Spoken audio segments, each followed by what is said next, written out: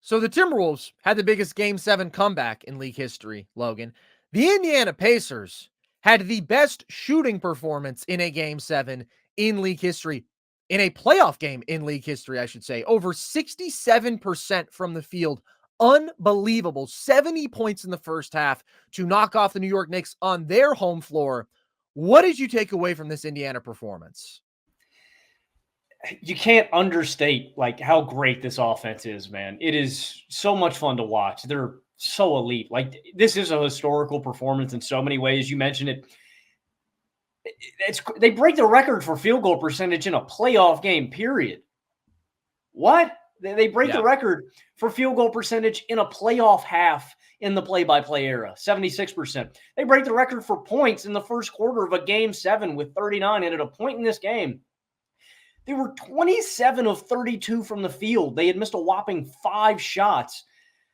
They shoot over 54% from deep. They go 13 to 24. Like, this is just such an elite offense, dude, and it's everybody. The constant ball movement and off-ball relocation is crazy. Like, there are just so few teams. I don't know if I've ever seen a team that is committed to, like, unselfishness like this, man. Like, we talk about Haliburton and how his play style permeates through to the rest of the roster where guys are just fundamentally unselfish. They want to play winning ball. They want to work the rock. They want to find the open shot.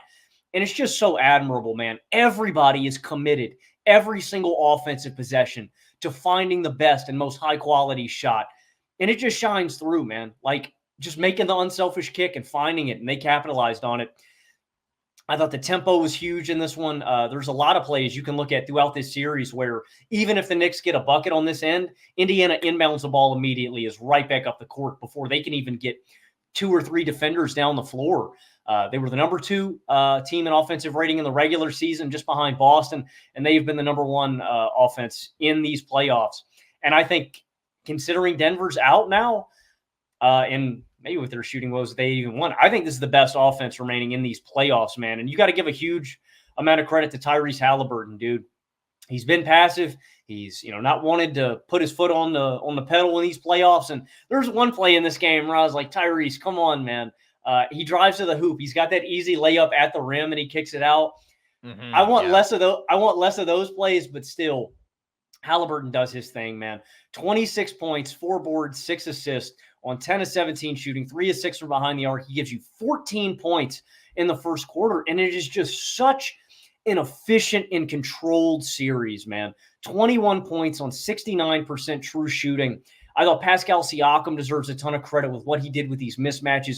We harped on it ever since the OG Anunoby injury came through. We were like, Siakam's got to be the guy that stepped up, and he did, man. Anytime he got a mismatch, was barreling down, was getting good looks. But it's everybody, man. It's the collective. Like I said, like everybody is committed to getting open looks, man, from Nesmith to Siakam to Turner to Nembhard, TJ McConnell. Like everybody eats, but it is this collective effort that we're going to hunt these shots. We're going to find it. We're all going to, and that's the benefit that Indiana, and who cares about defense, man? Everybody can put the ball on the floor. Everybody can shoot. Everybody can get downhill. It's remarkable, man. There is such easy offense created, and the injuries were just a little too much to overcome here for New York in this one, man. We'll talk about the flip side for this one, but wow, man, New York creates such consistent, easy offense, man, and there's just a collective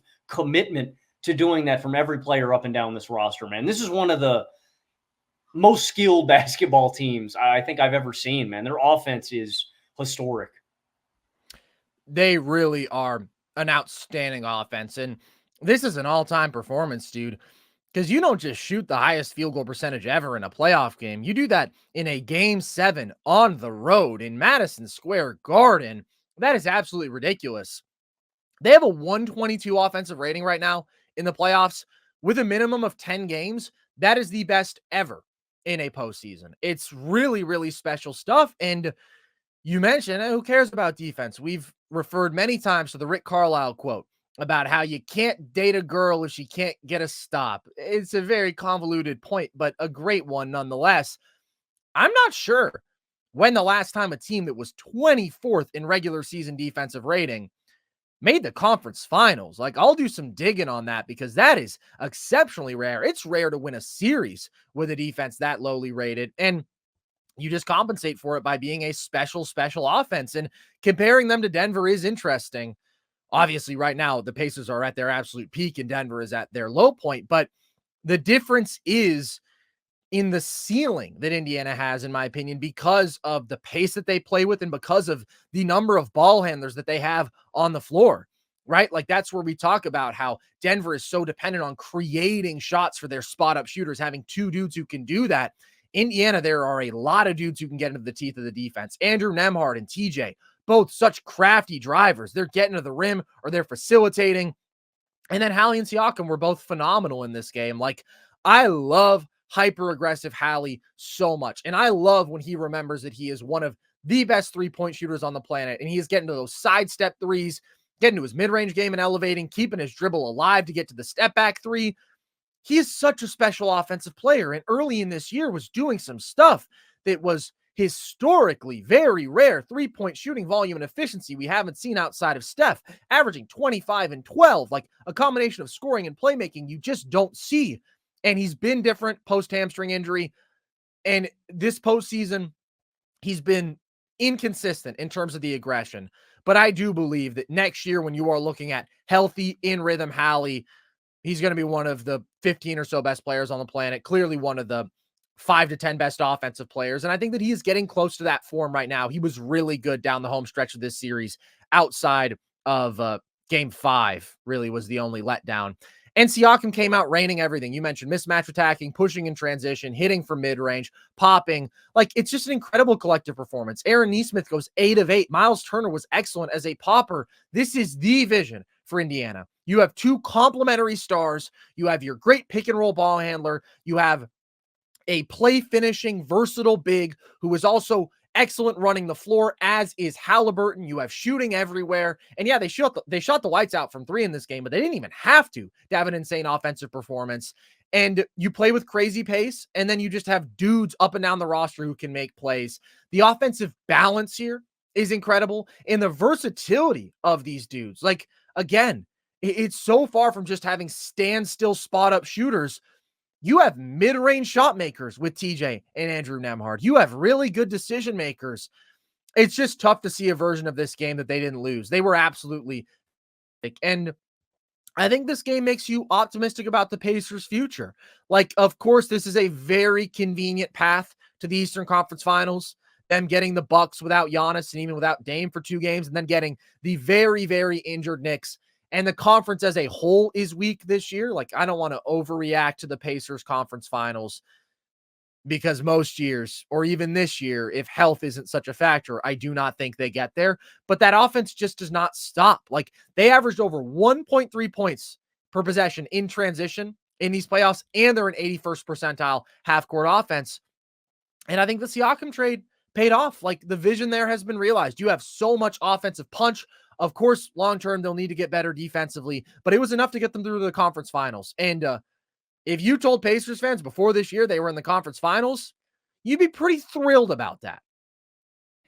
I think there's some merit to what you mentioned, though, about, I'm not going to take too much about this, about the Pacers. I do think they had an easy path, but I think there's merit to playing your brand of basketball. Like, Minnesota plays that defensive brand of basketball where they are going to force you to play their game. And once they did that, they ran away in the second half. When Indiana has a game like this where their offense is just clicking, all right, Knicks, we're going to get in a shootout, track meet style. Let's go. Outgun me. They couldn't. Like, it's a weapon. It's a weapon that you can weaponize in certain matchups. And again, I think the Knicks win this at full health. I really do. I just think they're the better team, but I think there's merit to it. I'm deep in the stats right now, Carson. I have the 2 most recent teams that are lowest. One of them's an outlier. I think that it's kind of a phony number. Okay. Who do you think is the last team? Can I tell you my first thought? How low are we going? How low are we going? You're not going to believe this. There was a team, and again, this is a stinky number. They were 29th in defensive rating, but it's a fake number. Oh, yes. The 2016 Cavs. 2018, actually, but yes. 2018 Cavs. But the 2016 Cavs, I think, were low, too. Let's see. 2016 Cavs were... Maybe I'm wrong. They were 10th in defensive rating. Okay. 2018. I'm going back further because I'm interested in finding out where they rank. Who do you think is second? Do you have a guess for that? Second, what's the number? Maybe the number will jog my They memory. were 18th in defensive rating. Another kind of outlier run. Not the 2019 Blazers, is it? Because that was not a good defensive team. That's a good guess. Not the Blazers. Similar in that kind of an outlier run. Not the 2015 Rockets, is it?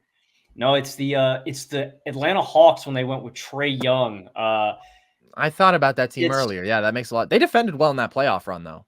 What's so remarkable, dude, is it's just rare. You talk about winning a playoff series, dude. It's just rare that, wow.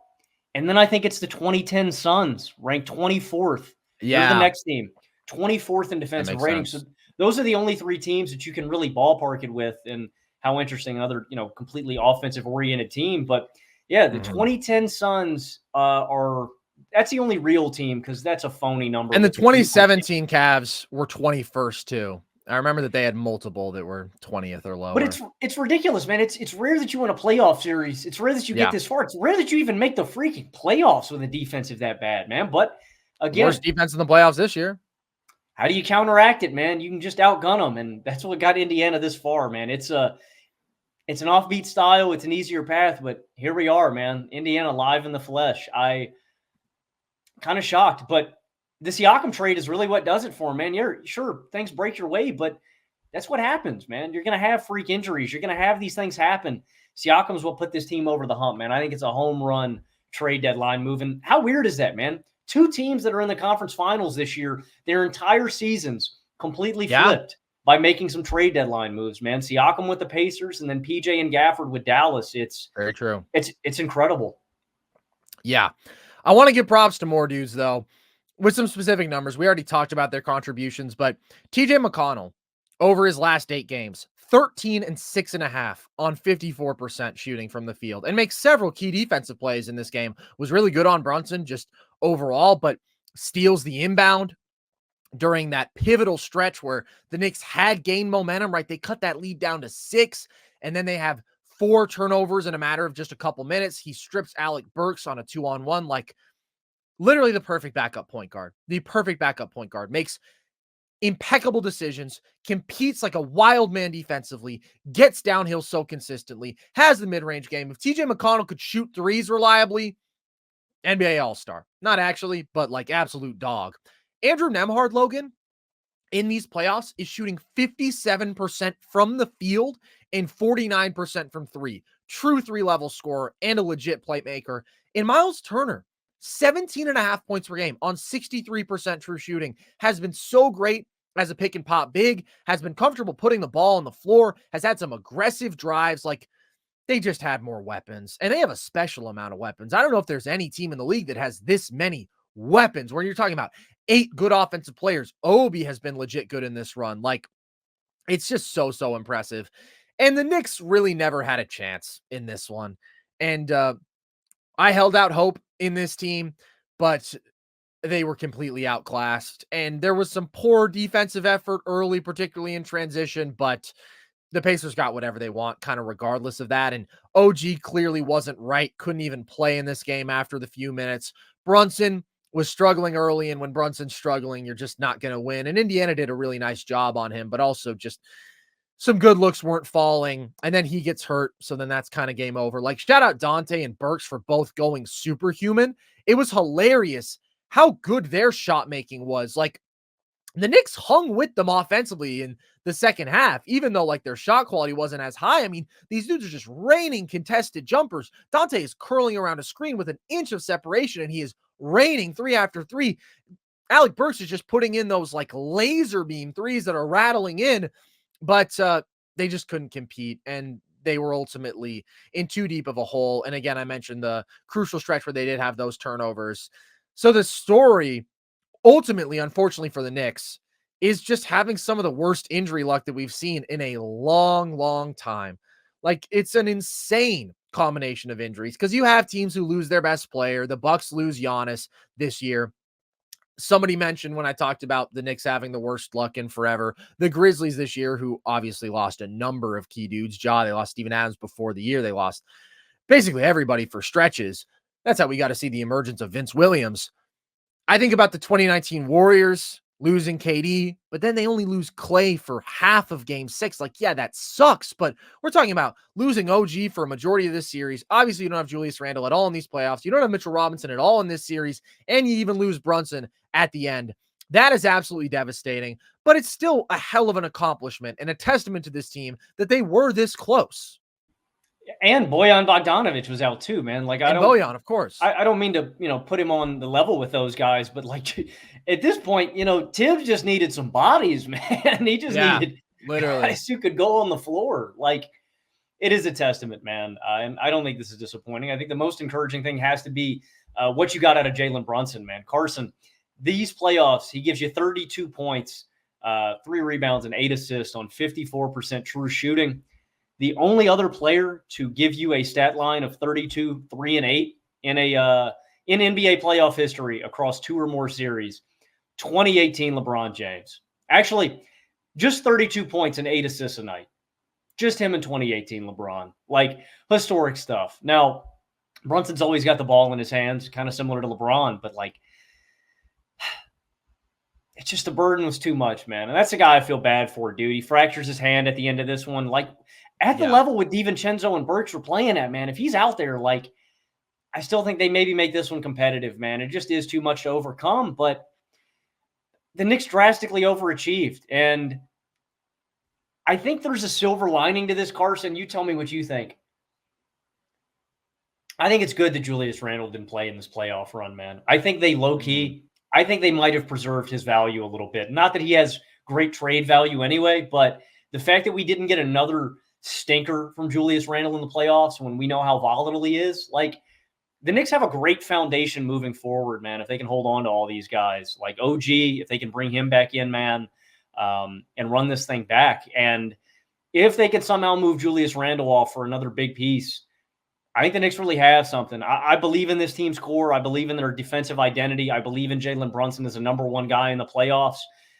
You go get him maybe another, I don't know, maybe you just play Deuce McBride more. Like, I think there's got to be less offensive pressure on his shoulders. I think they can make some real noise moving forward, man. But the first guy I'm moving off of is I'm seeing what I can get back for Julius Randle, man. But I think it's good that he didn't play in these playoffs, man. I wonder if he had a stinker, if his value tanks even more. It's complicated because I also don't think he could possibly have been worse than he was in his previous 2 playoff appearances, because those are like all-time disasters. It'll be interesting to see how they approach this offseason, because I think that they have something very real here. I know that there are some skeptics, some who think it's like, oh man, you're just pulling all these games out of your asses. It's like, yeah, okay. Well, when you don't have Julius Randle and OG Anunoby and Mitchell Robinson, like, yeah, you're going to have to win some games on the power of friendship and effort. But you still beat the Sixers without Randle. You came this close to the Eastern Conference Finals, even without OG for 5 games. And with him, I do think that they would have gotten there. So you have a lot of the ingredients that you look for, man. Fringe top 10 guy, shooters, and extremely versatile role players. You rebound the hell out of the ball. Best rebounding team in the league. You're a great defensive team when healthy. Like, they were absolutely dominant down the stretch of the regular season with OG. And they have great control over this roster. Like, Dante and Hart are locked up through 2027. Brunson is still on like the all-time highway robbery deal for another year. Deuce McBride is on a cheap deal through 2027. So a lot of those pieces are going to remain in place. They just have to pay OG, and I'm paying OG whatever the hell he wants because he's the second most important player on this team. Julius Randle is essential, or somebody in that same mold, just to have a legit second high-level shot creator. But OG being one of the handful best defensive players on the planet, bringing the size and athleticism and defensive versatility, all the different matchups he took on in these playoffs, still being a really good offensive player. Like, that dude is everything for you alongside Brunson. You let Bojan walk, and then I would try my damnedest to re-sign Hartenstein because I think he is such an awesome connective big who does so many high-level things on both sides of the ball. But it may be that he just demands too high an asking price. And if that is the case, well, you still have Mitchell Robinson. I would really love to keep Hartenstein, but if they can't, it's not the end of the world.